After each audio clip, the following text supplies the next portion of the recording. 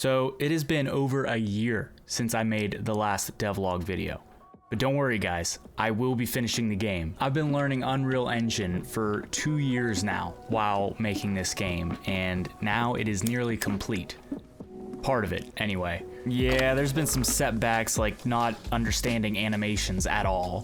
What is even happening? Or crashing the engine repeatedly for literally no reason. But I will not give up on this game. It is so close to being done and I can't wait for you guys to check it out. Stay tuned.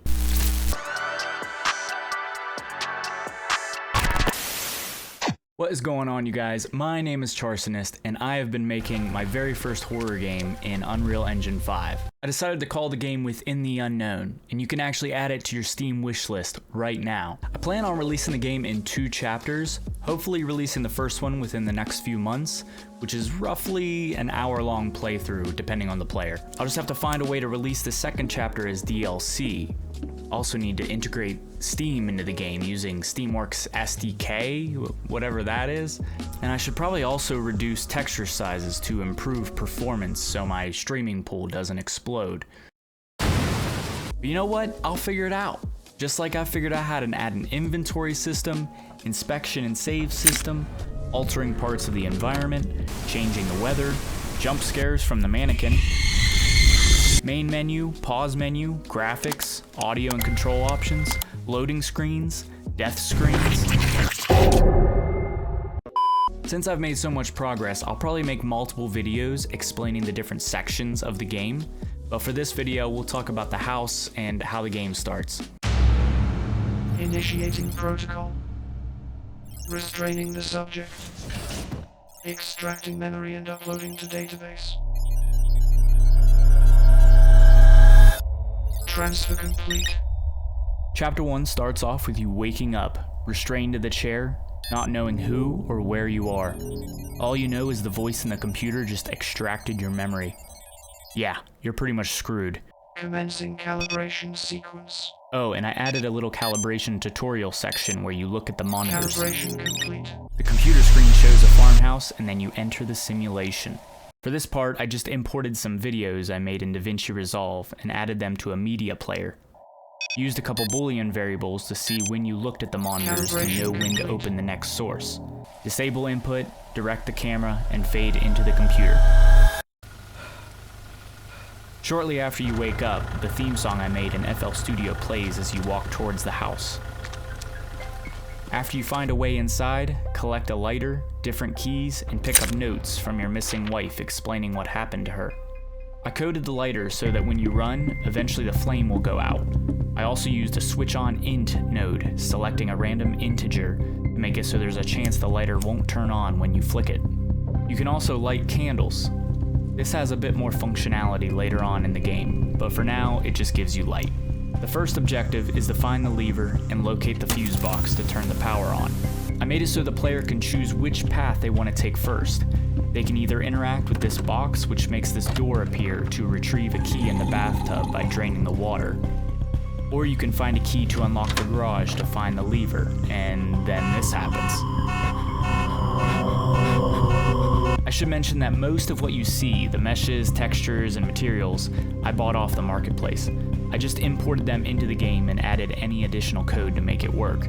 I'll leave links to all the main assets I used in the description. Returning to the house, the TV in the living room turns to static, and as you approach it, the screen shows a location. Once you interact with the TV, it shows you a flashback to when you wrecked your car with your daughter in the back seat. The player can look around, but the camera is fixed to the road with an event tick. Arms and steering wheel rotate as you make turns following a spline path on the road.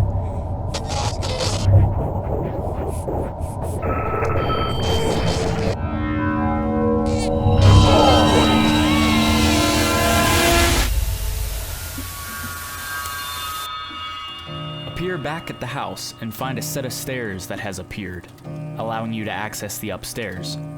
Throughout the game, the environment changes slightly, forcing the player to take different routes to navigate the area.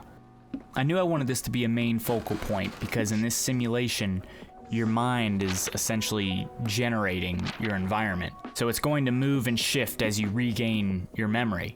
right? As you explore the level, you encounter a mannequin that is implied to be your wife that you must put back together. But I thought since you're trapped in this alternate reality with no recollection of who you are, the mind would conjure up these nightmares from the memories in your subconscious, if that makes sense. Search for creepy photos of you, your wife, and your daughter with numbers written on them. After you unlock the drawer in the bedroom and find one of the photos, the player has to make a choice, whether to hide, run, or do nothing. Only one of the three options avoids the jump scare. Doesn't kill the player, I just didn't want to deal with save files yet. It just avoids the jump scare, making it so there's multiple outcomes. I thought this made the gameplay less linear in this section and added more decision making for the player. To make it so you can hide, I just added a camera to the wardrobe and used a set view target node to fade in and out of the camera. Once you have found all three photos with all three numbers, you can enter the code in a combination lock downstairs, giving you access to the basement. Coding this lock was definitely a challenge, but I managed to do it all myself. It's crazy how things in the beginning seemed so daunting. And after learning Unreal for 2 years, I'm actually able to create these things now. And to all you indies out there, you can too. Don't give up. You may not see the light at the end of the tunnel yet, but you will. Once you figure out how to toggle its visibility. Bruh. Also, I thought I'd mention that I successfully packaged the game the other day, and it runs amazing. I was under the impression that standalone mode was the closest representation of what the packaged game is going to play like. And man, I was wrong, because the load times literally take seconds. In the next devlog, I plan on going over the cornfield and how I coded the aliens, so stay tuned for that. Alright guys, make sure to like the video, subscribe for future updates, and add this to your wish list on Steam. The link is in the description, guys. Thank you for watching. I'll see you in the next one. Peace.